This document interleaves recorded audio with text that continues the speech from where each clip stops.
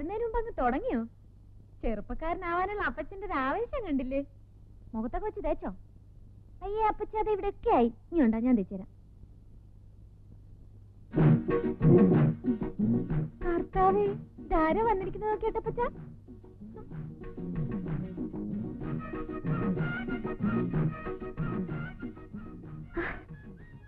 അയ്യോ, കൊള്ളാവോ? കൊള്ളാവോന്നു? അപ്പച്ച വളരെ നന്നായിട്ടില്ലയോ? അയ്യോ, ഇതാരാത്? അന്നക്കുട്ടിയുടെ അനിയത്തിയോ? മനുഷ്യൻ ഇങ്ങനെ ഭംഗി വെക്കൂ? അന്നക്കുട്ടി ഇതൊന്ന് പിടിച്ചേ. ഇതെന്തോ പിടിച്ചേ, ഞാൻ ഇപ്പൊ വരാം. കുഞ്ഞ, ഇതെന്തിനാ?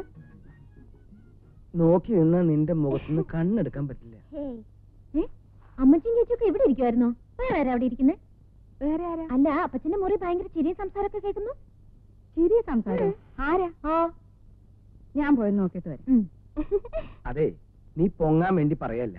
നീ ആകെ കൂടി ഒതുങ്ങി ഒരു സുന്ദരിയായിട്ടുണ്ട്. സത്യമാവലാളി? പിന്നെ ഈ രണ്ടടുത്ത് കൂടി ഒന്നടിച്ച്. ഞാൻ കണ്ടു. തലേമേ വരുതട്ടാ. എനിക്ക് ഈ മുണ്ടും ചട്ടിയെടുത്ത പിശാശുക്കളെ കാണുന്നതേ ഇഷ്ടല്ല. അയ്യോ, ഈ മുതലാളിയുടെ കാര്യം. ഇതെങ്ങനെ എലിക്കുട്ടി ഒന്ന് കണ്ടാ മതി, പിന്നെ തുടങ്ങില്ലേ ബഹളം. അതുകൊണ്ടല്ലേ അമ്മച്ചി ഇല്ലാത്ത തക്കം നോക്കി ഞാൻ ഇങ്ങോട്ട് വന്നത്. നീ പോയിക്കോ, പോയിക്കോ. അല്ല, ഇനി കുറച്ചും കൂടെ ഉണ്ട്. പോയിക്കോടി. ഇല്ല, ഞാൻ ചെയ്തോളാം മുതലാളി. വേണ്ട, നീ പൊക്കോ. നിക്കടി. അമ്മച്ചി, ഈ ഡ്രസ് എനിക്ക് ചേർച്ചയുണ്ടോ? എടി, നിന്നെ ആര് പറഞ്ഞു വേഷം കേട്ടെ? ഓ, പാവാടയും ബ്ലൗസ് ഇട്ട് കൊച്ചാകാൻ നോക്കുകയാണോ? ആരെ കാണിക്കാനടി ഇപ്പഴേ അങ്ങോട്ട് എഴുന്നള്ളിയത്? അയ്യോ, ചേർലിക്കുഞ്ഞ് വന്നതാ. ഇത് ഇട്ടിട്ട് എനിക്ക് നല്ല ചേർച്ചയില്ലേ അമ്മച്ചി? ഓ, ചോർച്ച. മര്യാദയ്ക്ക് അഴിച്ചിട്ട് വെച്ച് ചട്ടയും മുണ്ട് എടുത്ത് കൊടുത്തോണം. എടാ, ഇത് നല്ല കൂട്ട്. മുതലാളി പറയുന്നത് ഇത് ഇടാൻ, അമ്മച്ചി പറയുന്നത് ചട്ടയും മുണ്ട് ഇടാൻ. ഞാൻ ആര് പറയണ കേൾക്കണം?